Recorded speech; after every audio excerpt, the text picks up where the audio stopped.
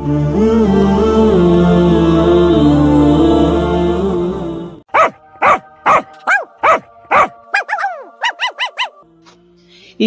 2 চ্যানেলে সবাইকে স্বাগতম।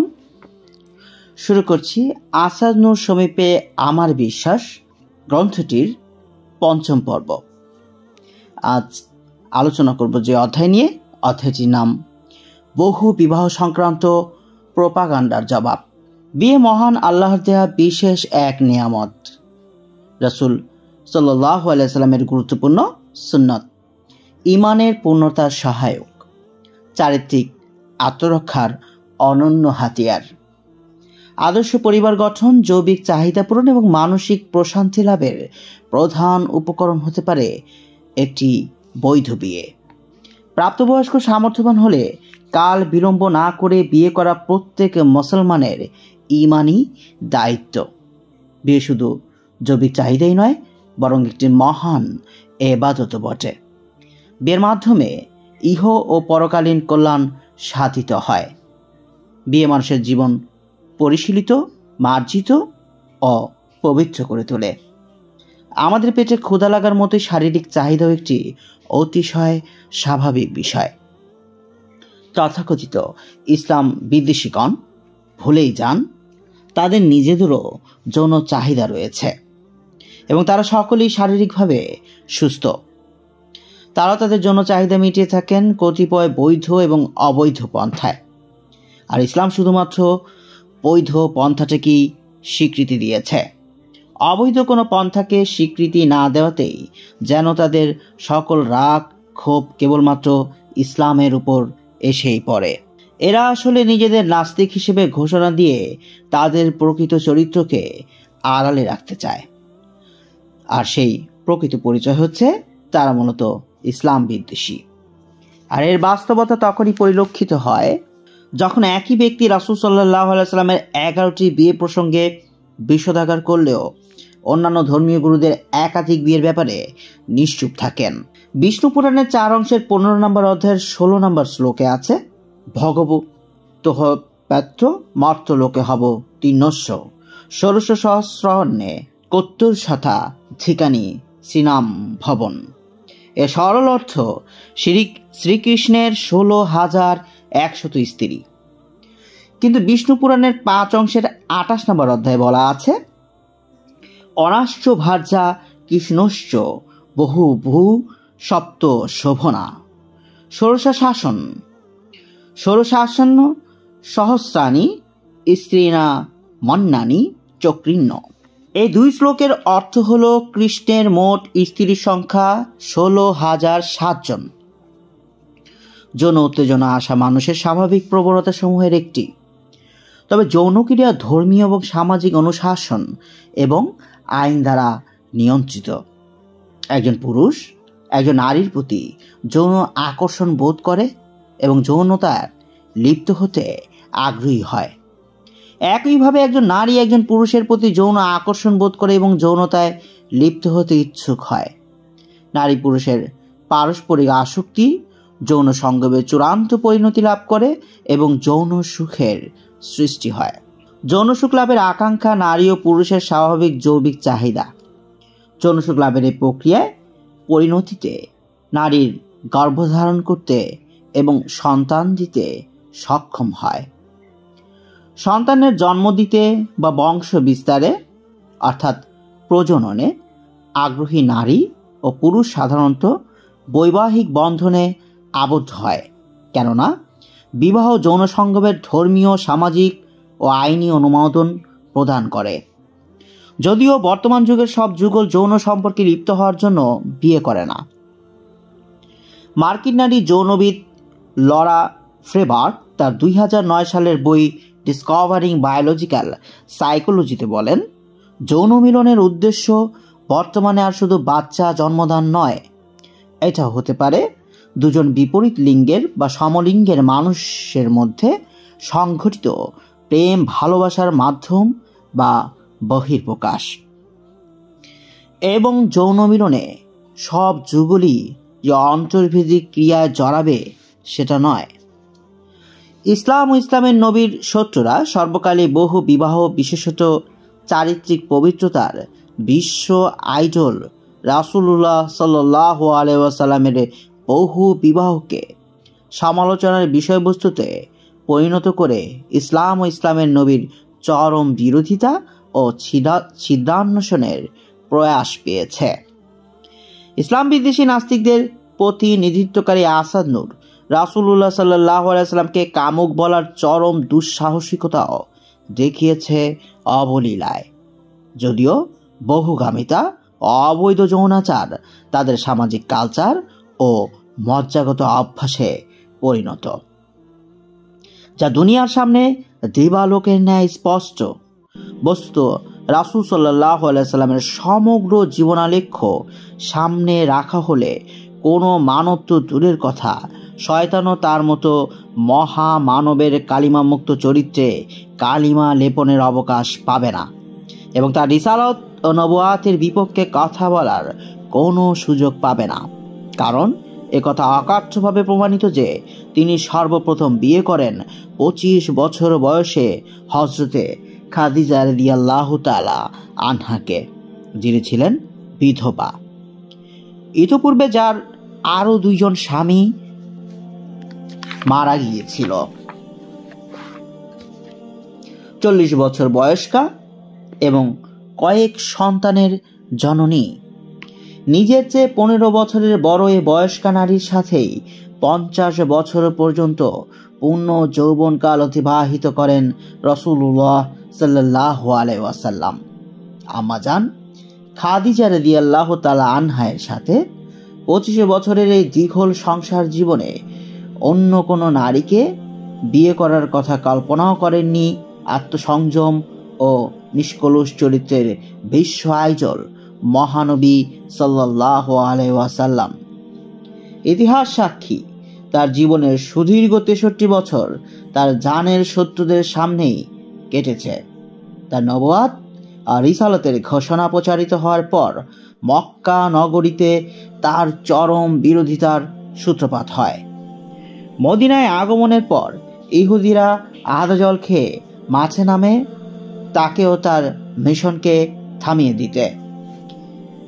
বিরোধী পক্ষ তার উপর নির্যাতন ও ছিদ্রান্বেষণের চেষ্টার কোনো ত্রুটি রাখেনি। তাকে জাদুকর বলেছে উন্মাদ, আরো কত কিছু।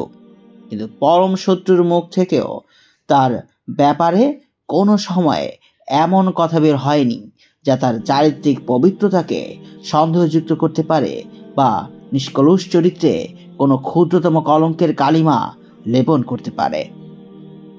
আর আসাদ নূরদের মতো কতিপয় ইসলাম বিদ্বেষী নাস্তিকেরা কখনোই আরবের ওই সময়কার দুশমনদের ছাপিয়ে যেতে পারবে না।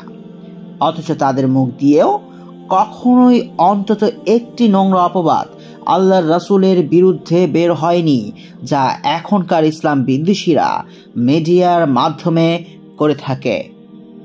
রাসূল সাল্লাল্লাহু আলাইহি ওয়াসাল্লামের জীবন 50 বছর অতিবাহিত হওয়ার পর হযরতে খাদিজা রাদিয়াল্লাহু তাআলা আনহা ইন্তেকাল করলে হযরতে সাউদা রাদিয়াল্লাহু তাআলা আনহার সাথে তিনি পরিণয় সূত্রে আবদ্ধ হন। তিনিও ছিলেন বিধবা। এটা ছিল তার দ্বিতীয় বিয়ে।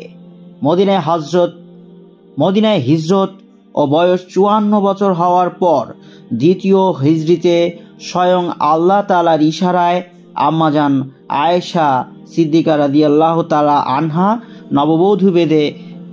নববধূ বেশে সাল্লাল্লাহু আলাইহি ওয়াসাল্লামের গৃহে আগমন করেন।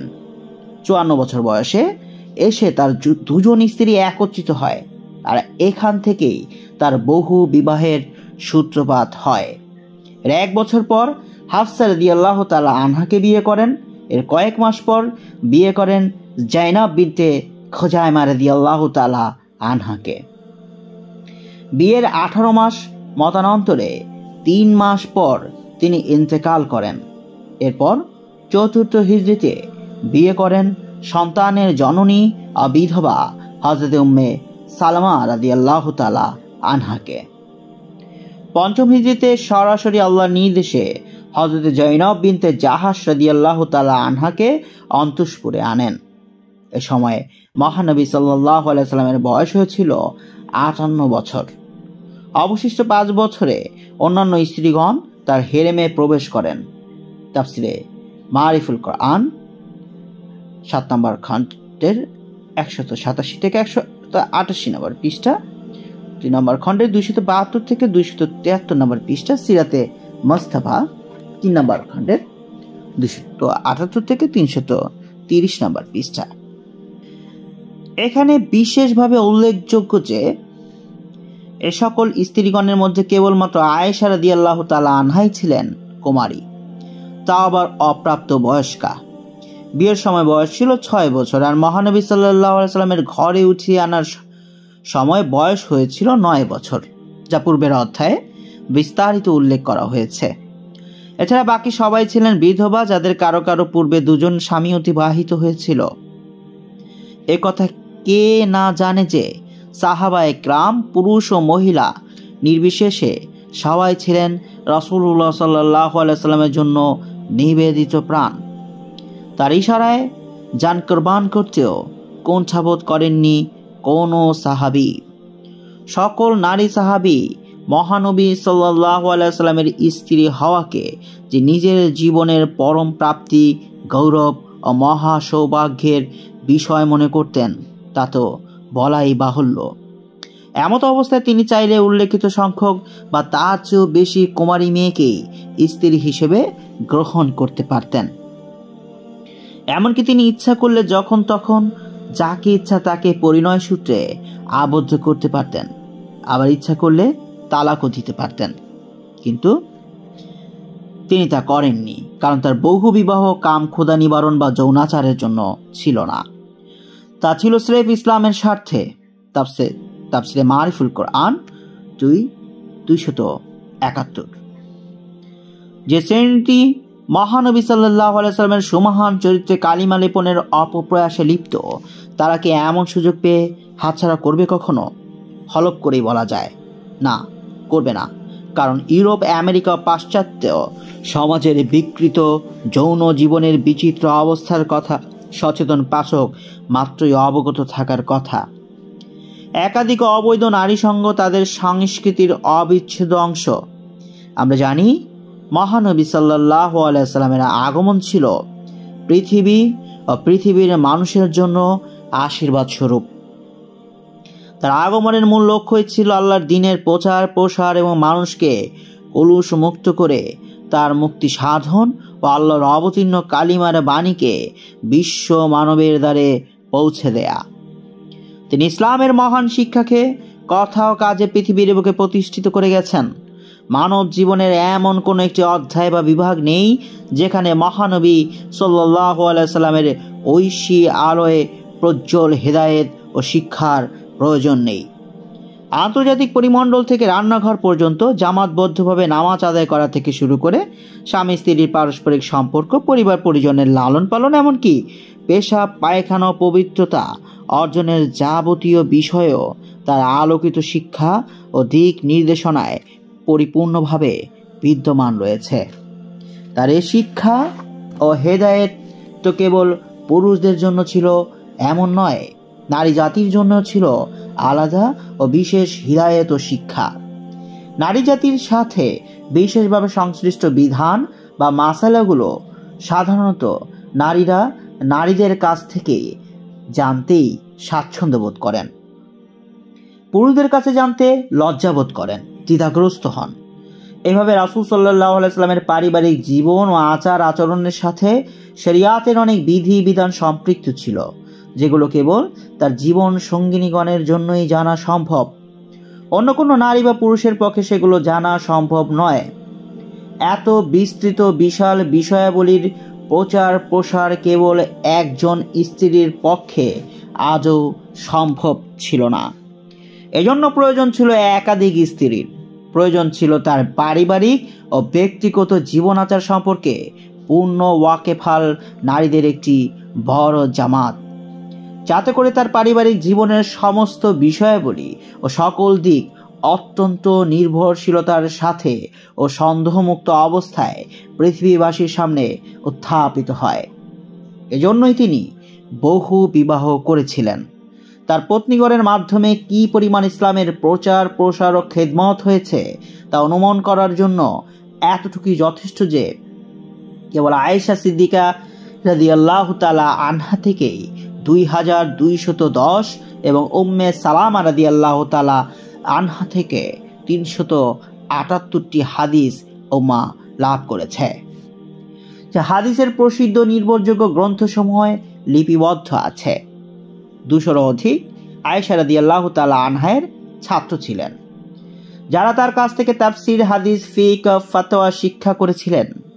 মহানবী সাল্লাল্লাহু আলাইহি সাল্লামের ইন্তেকালের পর 48 বছর পর্যন্ত তিনি ইসলামী শিক্ষা বিস্তারের কাজে মশগুল ছিলেন। আম্মাজান হযরত উম্মে সালামা রাদিয়াল্লাহু তাআলা আনহার ইলমি খেদমত সম্পর্কে হাফেজ ইবনুল কাইয়িম রাহিমাহুল্লাহ ইলামুল মুওয়াক্কিন গ্রন্থে লিখেছেন, যদি হযরত উম্মে সালামা রাদিয়াল্লাহু তাআলা আনহার বর্ণিত ফতোয়া ও মাসালাগুলো একত্রিত করা হয় তাহলে একটি বিরাট গ্রন্থের রূপ ধারণ করবে। তিনি মহানবী সাল্লাল্লাহু আলাইহি সাল্লামের ওফাতের বিষয়ে বিভিন্ন লোকের প্রশ্নের জবাবে সব ফতোয়া দিয়েছিলেন। এখানে দৃষ্টান্ত হিসাবে শুধু মহানবী সাল্লাল্লাহু আলাইহি সাল্লামের 2 জন স্ত্রীর কথা উল্লেখ করা হলো, নতুবা তার অন্যান্য স্ত্রীগণের বর্ণিত হাদিস, বিধান ও ফতোয়ার সংখ্যা কম নয়। অনেক পত্নীকে নবী করিম সাল্লাল্লাহু আলাইহি সাল্লামের বিবাহের পশ্চাতে তাদের পরিবার বর্গকে ইসলামের প্রতি আকৃষ্ট করায় রহস্য নিহিত ছিল। বিয়ের বিধান সৃষ্টির শুরু লগ্ন থেকেই পালন হয়ে আসছে। আদর্শ পরিবার গঠন, জৈবিক চাহিদা পূরণ, মানসিক প্রশান্তি ও বংশবৃদ্ধির অন্যতম মাধ্যম হলো বিয়ে। বিয়ে প্রতিটি মানুষের স্বভাবজাত চাহিদা পূরণ করে। চাহিদা পূরণার্থেই ইসলাম শরীয়তে বিয়ের বিষয়াদি সহজ করেছে। পৃথিবীর আদি মানুষ আদম আলাইহিস সালাতু ওয়াস সালাম, তখন আদি মানবীয় সৃষ্টি হয়নি।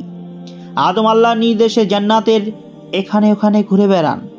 ফুলের সৌরভ, পাখির কলরব, নদীর কলকল সুর আদমের মনে হিল্লোল বইয়ে দেয়, কিন্তু সেই হিল্লোল কিছুক্ষণ স্থায়ী হয় না। সমুদ্রের ঢেউয়ের মতো মনোতটে আনন্দ আছড়ে পড়ে, আবার তা মিলিয়ে যায়, বেশিক্ষণ স্থায়ী হয় না। ধীরে ধীরে আদম বিষণ্ণ হয়ে পড়েন, সবকিছু থেকেও যেন তার কিছু একটা নেই। আল্লাহ বুঝতে পারেন আদমের সঙ্গীর অভাব। তিনি সৃষ্টি করলেন এক রূপবতী রমণীকে, যিনি পৃথিবীর প্রথম নারী। নাম তার হাওয়া। আমাদের আদিমাতা হাওয়া আলাইহিস সালাতু ওয়াস সালাম। আদম আলাইহিস সালাতু ওয়াস সালাম তার সঙ্গিনী হাওয়াকে দেখেই বিস্ময়ে হতবাক। সঙ্গ চাইলেন এই রূপবতীর। আল্লাহ তাআলা আদমের সঙ্গে হাওয়ার বিয়ে সম্পন্ন করে দেন। শুরু হয় প্রথম মানব মানবীর পবিত্র বন্ধন বৈবাহিক জীবনের। তারা সন্তান জন্ম দিয়ে হলেন পৃথিবীর আদি পিতা এবং আদি মাতা। এক পর্যায়ে তাদের সন্তান সন্ততি হয়, মানব বংশের বিস্তার ঘটে। আর এভাবেই বিয়ের মাধ্যমে মানব সভ্যতার যাত্রা শুরু হয়। মহান রব্বুল আলামিন কুরআনুল কারীমে ইরশাদ করেন, আরেক নিদর্শন এই যে তিনি তোমাদের জন্য তোমাদের মধ্য থেকে তোমাদের সঙ্গিনীদের সৃষ্টি করেছেন, যাতে তোমরা তাদের কাছে শান্তিতে থাকো, এবং তিনি তোমাদের মধ্যে পারস্পরিক সম্প্রীতি ও দয়া সৃষ্টি করেছেন। সূরা রুম আয়াত নাম্বার 21। আল্লাহ তাআলা আরো বলেন, তোমাদের মধ্যে যারা বিবাহহীন তাদের বিয়ে সম্পাদন করে দাও, এবং তোমাদের দাস ও দাসীদের মধ্যে যারা সৎ কর্মপরায়ণ তাদেরও। তারা যদি নিঃস্ব হয় তবে আল্লাহ নিজ অনুগ্রহে তাদের সচ্ছল করে দিবেন। আল্লাহ প্রাচুর্যময়, সর্বজ্ঞ। যারা বিয়েতে সামর্থ্যবান নয় তারা যেন সংযম অবলম্বন করে, যে পর্যন্ত না আল্লাহ নিজ অনুগ্রহে তাদের অভাব মুক্ত করে দেন। সূরা নূর আয়াত নাম্বার 32-33।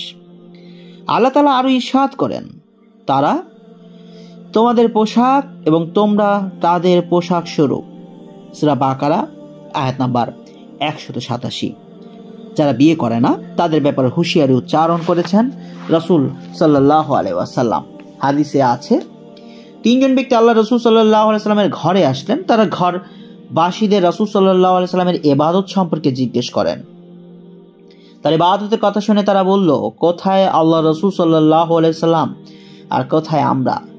তার আগের ও পরের সব গুনাহ ক্ষমা করে দেয়া হয়েছে।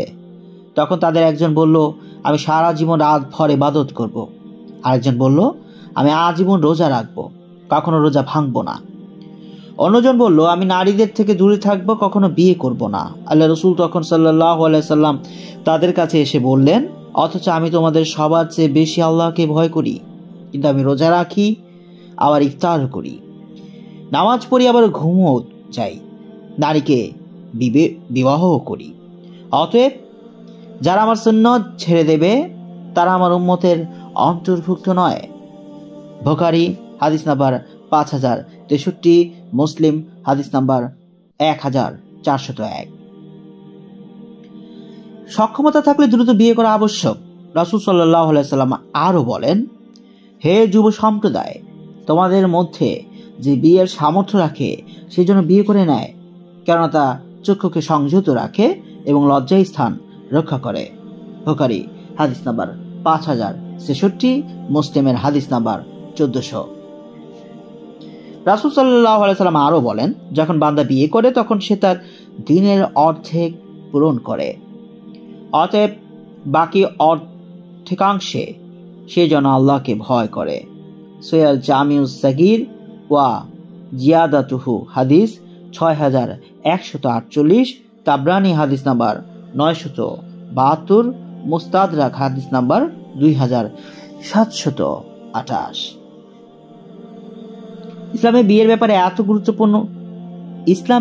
ব্যাপারে এত গুরুত্ব দেওয়ার পরও অনেক সময় অর্থ সংকটের কথিত অজুহাতে পিতামাতারা ছেলে মেয়েকে বিবাহ দিতে গড়িমসি করেন।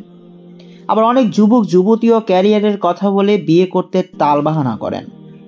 তারা মনে করে বিয়ে করলে হয়তো আর্থিক সংকট বেড়ে যাবে, আর এই দায়িত্ব পালন করতে না পারলে বা আরো বেশি অর্থ উপার্জনের সুযোগ না হলে জীবনমান নিচে নেমে যাবে, কিংবা জীবনে বিপর্যয় নেমে আসবে। অথচ তাদের এই ধরনের চিন্তাভাবনা শরীয়তের আলোকে মোটেও গ্রহণযোগ্য নয়। বাস্তবিক দৃষ্টিকোণ থেকেও এসব চিন্তা সঠিক বলে ধর্তব্য নয়, কেননা মানুষের আয় রোজগার স্থায়ী বা অপরিবর্তনীয় কোনো বিষয় নয়। যে আল্লাহ আজ একজনকে 50 টাকা দিচ্ছেন, সে আল্লাহ আগামীকাল তাকে 100 টাকা দিতে পারেন। আবু হুরায়রা রাদিয়াল্লাহু তাআলা আনহু থেকে বর্ণিত এক হাদিসে আছে, তিনি বলেন, আল্লাহ রসুল সাল্লাল্লাহু আলাইহি ওয়াসাল্লাম বলেছেন, 3 প্রকারের মানুষকে সাহায্য করা আল্লাহ তাআলার নিজের কর্তব্য হিসেবে নির্ধারিত করেছেন। 1, আল্লাহ তাআলার পথে জিহাদকারী। 2, মুকাতাব গোলাম, যে চুক্তির অর্থ পরিশোধের ইচ্ছা করে। 3, বিয়ে আগ্রহী, যে পবিত্র জীবন যাপন করতে চায়। ইবনে মাজাহ হাদিস নাম্বার 2518। নবী করিম সাল্লাল্লাহু আলাইহি সাল্লামের জীবনের বিরাট একটি অংশ কাটিয়েছেন একাকী, নিঃসঙ্গ। যৌবনের শ্রেষ্ঠ সময় 25 থেকে 50 বছর বয়স অবধি তিনি থেকেছেন তার প্রায় 15 বছর বেশি বয়সী একজন নারীর সঙ্গে, যিনি পূর্বে 2 বার সংসার করে বিধবা হয়েছেন। অথচ নবীজি সাল্লাল্লাহু আলাইহি সাল্লাম ছিলেন তখন একজন সুস্থ সুন্দর আরব যুবকের উপমা, যাকে আল্লাহ সভ্যতা ও সংস্কৃতির যাবতীয় ব্যাধি ও বিচ্যুতি থেকে সুরক্ষিত রেখেছেন। দ্বিতীয় বিয়ের সময় তার বয়স 50 ঊর্ধ্ব। যাকে বিয়ে করেছেন সাউদা বিনতে জামুয়া রাদিয়াল্লাহু তাআলা আনহু, তার বয়সও প্রায় কাছাকাছি। আয়েশা রাদিয়াল্লাহু তাআলা আনহা ছাড়া কোনো কুমারী ও অবিবাহিত নারীকে তিনি বিয়ে করেননি। ফলে নবীজি সাল্লাল্লাহু আলাইহি সাল্লাম একাধিক বিয়ে নিয়ে নবুয়তের পূর্বাপরকেও সমালোচনা করেননি। আরবরা নয়, তার নিকৃষ্ট শত্রুও নয়। তার নিষ্কলুষ চরিত্রগুণের কথা আধুনিক মনোবিশ্লেষকেরাও অস্বীকার করেননি। নবীজি সাল্লাল্লাহু আলাইহি সাল্লামের যাপিত জীবনেও ভোগ বিলাসের স্থান ছিল না। নিরাসক্ত, জুহদ, ত্যাগ ও অল্পে তুষ্টের জীবন ছিল তার, যে জীবন প্রাচীনকালের অটুট সংকল্পধারী সন্ন্যাসীর ভেতরেও পাওয়া যায় না। আবার জীবন সঙ্গীরাও সবাই নির্দ্বিধায় নবীজি সাল্লাল্লাহু আলাইহি সাল্লামের সাহচর্য থেকে পারলৌকিক জীবনকেও প্রাধান্য দিয়েছেন। তারা ছিলেন নবুয়তের মহান লক্ষ্যে হাসিলে তার নিত্য সহচর। নবীজি সাল্লাল্লাহু আলাইহি সাল্লামের সঙ্গে তারা অভিযানে অংশ নিতেন, আহত ব্যক্তিদের শুশ্রূষা দিতেন। তার ঘনিষ্ঠ সান্নিধ্য থেকে পাওয়া পারিবারিক জীবনের বিধিবিধান উম্মার সামনে তুলে ধরতেন। তাছাড়া প্রতিটি বিয়ের ক্ষেত্রে ধর্মের অকল্যাণ কিংবা মুসলমানদের সামাজিক আপদ থেকে বাঁচানো ছিল নবীজির মূল উদ্দেশ্য। আরবদের গোত্রবদ্ধ সমাজে বিয়ের আত্মীয়তার গুরুত্ব ছিল বিরাট। রক্তপাত রোধে তা প্রধান ভূমিকা রাখত। এ সম্পর্কে লরা ভ্যাগলিয়ারি বলেন, আরব সংস্কৃতিতে বিবাহ উপজাতির একটি বৃহত্তর চাহিদা হিসেবে চুক্তিবদ্ধ হয়েছিল। এটি উপজাতির মধ্যে এবং অন্যান্য উপজাতিদের সাথে জোট গঠনের প্রয়োজনীয়তার উপর ভিত্তি করে তৈরি হয়েছিল। উপজাতির সম্মানার্থে প্রথম বিবাহে কুমারিত্বের প্রতি জোর দেয়া হয়েছিল। যৌবনের বছর জুড়ে মুহাম্মদ সাল্লাল্লাহু আলাইহি সাল্লাম কেবলমাত্র একজন মহিলাকে বিয়ে করেছিলেন, যদিও এই সময়ের মধ্যে পুরুষের যৌনতা শীর্ষে থাকে। তিনি যে সমাজে বাস করতেন সেখানে বহুগামিতা বা একাধিক বিবাহকে সাধারণ ঘটনা হিসেবে বিবেচনা করা হতো এবং বিবাহ বিচ্ছেদ খুব সহজলভ্য ছিল। সে সময় তিনি কেবল একজন মহিলাকে বিয়ে করেছিলেন, খাদিজা তার চেয়ে বড় থাকা সত্ত্বেও। তিনি 25 বছর ধরে তার বিশ্বস্ত স্বামী ছিলেন এবং তার মৃত্যুর পর ছাড়া অন্য কোনো মহিলাকে বিয়ে করেননি। তখন তার বয়স 50 বছর। এরপর তিনি তার প্রত্যেক স্ত্রীকে সামাজিক ও রাজনৈতিক উদ্দেশ্যে বিয়ে করেন। এর থেকে বোঝা যায় তিনি ধার্মিক নারীদের সম্মান করতে চেয়েছিলেন, অথবা কিছু উপজাতির আনুগত্য চেয়েছিলেন যাতে ইসলাম তাদের মধ্যে ছড়িয়ে পড়ে। মুহাম্মদ সাল্লাল্লাহু আলাইহি সাল্লাম যে স্ত্রীদের বিয়ে করেছিলেন তারা সবাই কুমারী ছিলেন না, বা তারা তরুণ অথবা সুন্দরও ছিলেন না। তাহলে কেউ কিভাবে দাবি করতে পারে যে সে একজন যৌন সঙ্গকামী মানুষ ছিল? তিনি একজন মানুষ ছিলেন, দেবতা নয়। উপরন্তু তিনি তার বড় পরিবারের আর্থিক দায়িত্ব গ্রহণ করেছিলেন, বড় সম্পদ ছাড়াই। তিনি তাদের সবার প্রতি ন্যায়সঙ্গত ন্যায্য ছিলেন এবং তাদের মধ্যে একেবারেই পার্থক্য করেননি। তিনি পূর্ববর্তী নবীদের রীতি অনুসরণ করেছিলেন, যাদের একাধিক বিবাহে কেউ আপত্তি করেনি।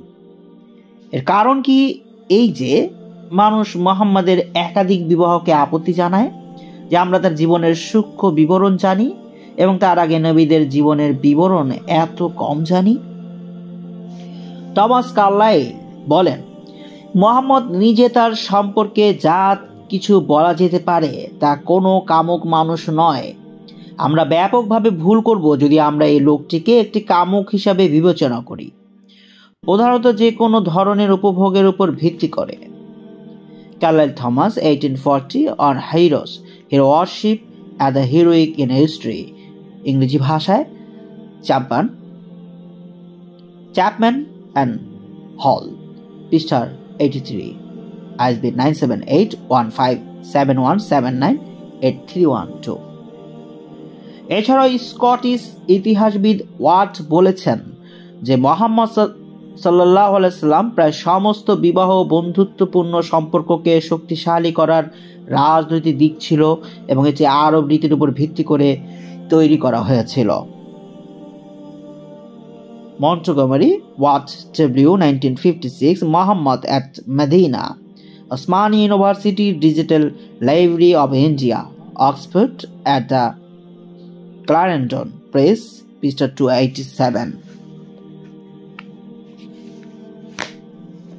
অ্যাবসিতে উল্লেখ করেছেন যে মুহাম্মদের কিছু বিবাহের উদ্দেশ্য ছিল বিধবাদের জীবিকা নির্বাহ করা।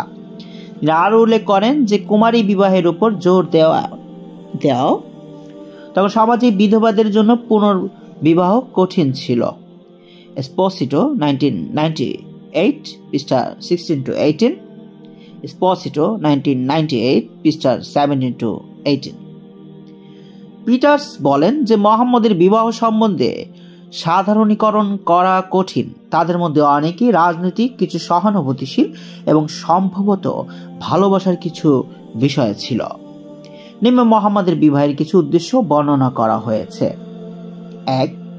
বিধবাদের সাহায্য করা। 2. তার ও তার সাহাবীদের মধ্যে পারিবারিক বন্ধন সৃষ্টি করা। মুহাম্মদ আবু বকর ও ওমরের কন্যাদের বিয়ে করেন, অন্যদিকে উসমান ও আলী তার কন্যাদের বিয়ে করেন। তাই প্রথম 4 জন খলিফার সাথেই তার পারিবারিক বন্ধন ছিল। বিবাহের মাধ্যমে গোত্রকে একত্রিত করে ইসলামের বার্তা ছড়িয়ে দেওয়া। 4. তার ব্যক্তিগত পারিবারিক জীবন কাহিনী জানানোর জন্য বিশ্বাসযোগ্য এবং উৎস বৃদ্ধি করা। যদি তার কেবল একজন স্ত্রী থাকতো তাহলে মুহাম্মাদের ব্যক্তিগত উপাসনা পারিবারিক জীবন সম্পর্কে জানানো তার উপর এক বিরাট দায়িত্ব হয়ে পড়তো এবং লোকেরা এই অনুশীলনগুলির বিশ্বাসযোগ্যতা নষ্ট করার জন্য তাকে বদনাম করার চেষ্টা করত। যাই হোক, একাধিক স্ত্রীর সাথে জ্ঞানের এবং আরও অনেক উৎস ছিল যা এটিকে বদনাম করা থেকে আরো কঠিন করে তোলে। বরং তার বিবাহ আরো মহিলাদের তার ব্যক্তিগত জীবনের বিষয়ে শিখতে এবং শেখানোর সুযোগ দিয়েছে। মুহাম্মাদের প্রথম বিয়ে ছিল খাদিজার সাথে। মৃত্যুর আগ পর্যন্ত তিনি তার সাথে 25 বছর ধরে একগামীভাবে বিবাহ বন্ধনে আবদ্ধ ছিলেন। তারপরে মনে করা হয় যে উপরে ব্যাখ্যা করা কারণগুলির জন্য তার একাধিক স্ত্রীর প্রয়োজন ছিল। আয়েশাকে বাদ দিয়ে মুহাম্মদ কেবল বিধবা, তালাকপ্রাপ্ত বা বন্দীদের বিয়ে করেছিলেন। ফিপস, William E, 1996, Muhammad and Jesus, a comparison of the prophets and their teachings.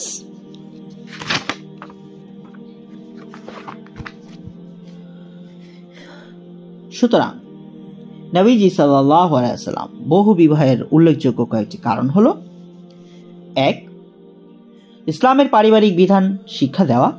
কেননা নবীজি সাল্লাল্লাহু আলাইহি ওয়াসাল্লাম ঘরের কাজ, পরিবারের সঙ্গে আচরণ, রাত্রিকালীন ইবাদত ইত্যাদি স্ত্রীর মাধ্যম ছাড়া জানার উপায় ছিল না। নারীদের ব্যক্তিগত বিধান যা পুরুষের মাধ্যমে জানা লজ্জার, তার জন্য তারা রাতে আসতেন নবীজি সাল্লাল্লাহু আলাইহি ওয়াসাল্লামের স্ত্রীদের কাছে। 2.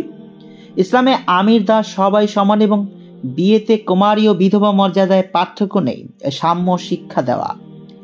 নবীজি সাল্লাল্লাহু আলাইহি ওয়াসাল্লামের স্ত্রী সাফিয়া রাদিয়াল্লাহু তাআলা আনহা ছিলেন ইহুদির মেয়ে এবং জুরাইরিয়া রাদিয়াল্লাহু তাআলা আনহা ছিলেন বেদুইন দলপতির কন্যা। উভয়ে এসেছিলেন দাসী হয়ে। উপরন্তু সেকালে বিধবা নারীরা ছিলেন পশুতুল্য বোঝা। বিয়ের অধিকার তাদের ছিল না। নবীজি সাল্লাল্লাহু আলাইহি ওয়াসাল্লাম তাদের বিয়ে করেন এবং আয়েশা রাদিয়াল্লাহু তাআলা আনহা, হাফসা রাদিয়াল্লাহু তাআলা আনহা, মাইমুনা রাদিয়াল্লাহু তাআলা আনহা প্রমুখ অভিজাত নারীর সমমর্যাদা দেন। 3. ধর্মীয় বিধানের প্রয়োগ দেখানো। যেমন আরবে পালক আত্মীয়তার প্রথা ছিল। পালক পুত্রকে আপন ছেলের মতো উত্তরাধিকারী এবং তার স্ত্রীকে আপন পুত্রবধূ গণ্য করতেন তারা। এই কুসংস্কার ভাঙতে নবীজি সাল্লাল্লাহু আলাইহি ওয়াসাল্লাম বিয়ে করেছেন জাইনাব বিনতে জাহাস রাদিয়াল্লাহু তাআলা আনহাকে। বিচ্ছেদের পূর্বে যিনি ছিলেন তার পালক পুত্র জায়েদ ইবনে হারেসা রাদিয়াল্লাহু তাআলা আনহার স্ত্রী। যারা একাধিক স্ত্রীর মধ্যে কিভাবে সমতা রক্ষা করতে হয় এই আদর্শ স্থাপন করাও ছিল নবীজি সাল্লাল্লাহু আলাইহি ওয়াসাল্লামের অন্যতম উদ্দেশ্য। 5. অনেক ক্ষেত্রে রাজনৈতিক কারণও নেপথ্য ভূমিকা রেখেছে। যেমন বিদুইন কন্যা জুয়াইরিয়া রাদিয়াল্লাহু তাআলা আনহার সঙ্গে বিবাহ বন্ধনের পর সাহাবীরা নবীজি সাল্লাল্লাহু আলাইহি ওয়াসাল্লামের আত্মীয়তার দিকে লক্ষ্য করে তার গোত্রের সব বন্দীকে মুক্ত করে দেন। তারাও মুসলমানদের উদারতা দেখে দল বেঁধে ইসলাম গ্রহণ করেন। নবী রহমত পৃষ্ঠার 413, মিন মাইনিস সামাইল পৃষ্ঠার নম্বর 76। প্রসঙ্গত আগের যুগের নবীদের মধ্যেও একাধিক বিবাহের আদর্শ ছিল। বাইবেলের বর্ণনায় আছে নবী ইব্রাহিম আলাইহিসসালাতু ওয়াসসালামের 3 এবং মুসা আলাইহিসসালাতু ওয়াসসালাম এবং ইয়াকুব আলাইহিসসালামের 4 জন করে স্ত্রী ছিল। দাউদ আলাইহিসসালাতু ওয়াসসালাম 19 এবং সুলাইমান আলাইহিসসালাতু ওয়াসসালামের 700 স্ত্রী এবং 300 দাস দাসী রেখেছিলেন। বাইবেল 2 সামুয়েল 3 অধ্যায় 2-5, আদি পুস্তক 16 4-12, দ্বিতীয় বিবরণ 21 10-13। মুসলিমদের বিবাহ 4টিতে সীমিত করে দেওয়ার পর সাহাবীদের কেউ 4 জনের বেশি স্ত্রী রাখেননি, প্রয়োজনে বিচ্ছেদ নিয়েছেন। তবে নবীজি সাল্লাল্লাহু আলাইহি ওয়াসাল্লামের জন্য সবাইকে রেখে দেওয়ার বিশেষ বিধান ছিল, কেননা নবী পত্নীদের বিয়ে করা সাধারণের জন্য সিদ্ধ নয়, যেহেতু তারা মুমিনদের মাতৃস্থানীয় উম্মাহাতুল মুমিনিন। সূরা আহজাব আয়াত নম্বর 53, ইবনে কাসির 4 নম্বর খণ্ডে 493 নম্বর পৃষ্ঠায়। অথচ নবীজি সাল্লাল্লাহু আলাইহি সাল্লামের বহু বিবাহ নিয়ে যুগে এসে বহু প্রাচ্যবিদ ও সমালোচক মুখর হয়েছেন। ইংরেজ লেখক আরভিসি বোদলে তাদের জবাবে বলেছেন, মুহাম্মাদের দাম্পত্য জীবনকে পশ্চিমের মাপকাঠিতে যাচাই করার প্রয়োজন নেই। খ্রিস্টবাদ যেসব প্রথা আইনের জন্ম দিয়েছে তার দৃষ্টিকোণ থেকেও নয়, কেননা তারা পশ্চিমা নন, খ্রিস্টানও নন, বরং তিনি এমন এক দেশে ও যুগে জন্ম নিয়েছেন যেখানে তাদের নিজেদেরই নৈতিক ও চারিত্রিক বিধানের চল ছিল। আমেরিকা ও ইউরোপের নৈতিক ও চারিত্রিক বিধানকে আরবদের নৈতিক ও চারিত্রিক বিধানের চেয়ে উত্তম ভাবার কারণ নেই। দি Messenger, the life of Mohammad, পৃষ্ঠা নাম্বার 123। শুনছিলেন সুলাইমান শিপনের আসাদুর সমীপে আমার বিশ্বাস গ্রন্থের 5ম পর্ব, বহু বিবাহ সংক্রান্ত প্রোপাগান্ডার জবাব।